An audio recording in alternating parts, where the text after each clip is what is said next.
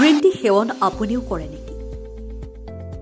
Green tea কি কি গুণৰ অধিকাৰী জানেনে?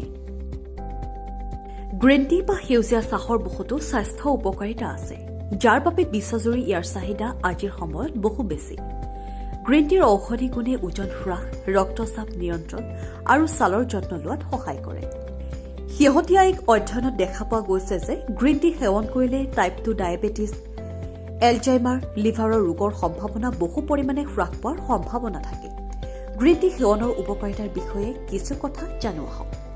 ওজন হ্ৰাসত সহায়ক। গ্ৰীণ টিত প্ৰচুৰ পৰিমাণে পলিফিনল থাকে, যিয়ে চৰ্বি সোনকালে কমোৱাত সহায় কৰে।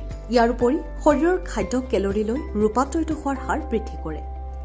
কেইবাটাও গৱেষণাত পোৱা তথ্যৰ ভিত্তিত দেখা গৈছে যে গ্ৰীণ টিয়ে শৰীৰৰ চৰ্বি, বিশেষকৈ পেটৰ চৰ্বি কমোৱাত সহায় কৰে।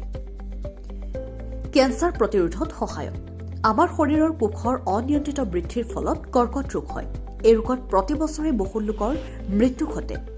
গ্ৰীণ টিত প্ৰচুৰ পৰিমাণে থকা এণ্টি অক্সিডেণ্টে বহু ধৰণৰ কৰ্কট ৰোগৰ সম্ভাৱনা হ্ৰাস কৰাত সহায় কৰে, যেনে স্তনৰ কৰ্কট, খাদ্যনলীৰ কৰ্কট, প্ৰষ্টেট কৰ্কট, কল ৰেক্টাল কৰ্কট ইত্যাদি ৰোগ। গ্ৰীণ টি গাখীৰ নোখোৱাকৈ সেৱন কৰিব লাগে। ইয়াত গাখীৰ যোগ কৰিলে ইয়াৰ এণ্টি অক্সিডেণ্ট গুণ হ্ৰাস পায়। ডায়েবেটিছ ৰোগীৰ বাবে গ্ৰীণ টি। ডায়েবেটিছ বা মধুমেহত গ্ৰীণ টিৰ প্ৰভাৱৰ ওপৰত বহু গৱেষণা হোৱা নাই।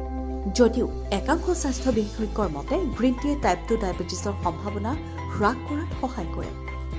গ্ৰীণ টিয়ে শৰীৰত গ্লুক'জৰ মাত্ৰা নিয়ন্ত্ৰণ কৰাৰ লগতে তেজত শৰ্কৰাৰ মাত্ৰা হ্ৰাস কৰে।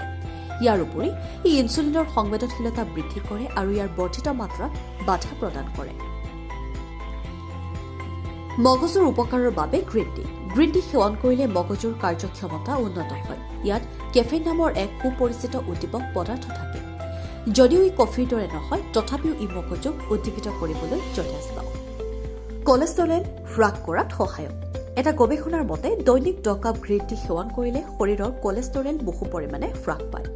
ইয়াৰ উপৰি ভাল কলেষ্টৰেলৰ মাত্ৰা বৃদ্ধি কৰে আৰু তেজত থকা বেয়া কলেষ্টৰেল হ্ৰাস কৰে।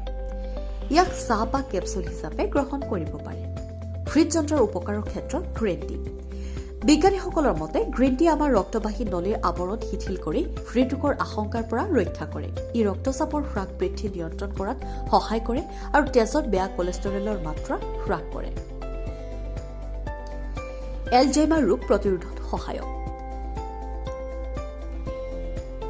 পাৰ্কিনছন আৰু এলজাইমাৰ আদি ৰোগৰ ফলত হোৱা ক্ষতি হ্ৰাস কৰাত গ্ৰীণ টিয়ে সহায় কৰে বুলি বিশ্বাস কৰা হয়। এক গৱেষণাৰ মতে গ্ৰীণ টিয়ে ক্ষতিগ্ৰস্ত মগজুৰ কোষবোৰ মেৰামতি কৰে আৰু ইয়াৰ মৃত্যু ৰোধ কৰে। ইয়াৰ উপৰি বৃদ্ধ বয়সত মগজুৰ অৱনতি ৰোধ কৰাত গ্ৰীণ টিয়ে সহায় কৰে।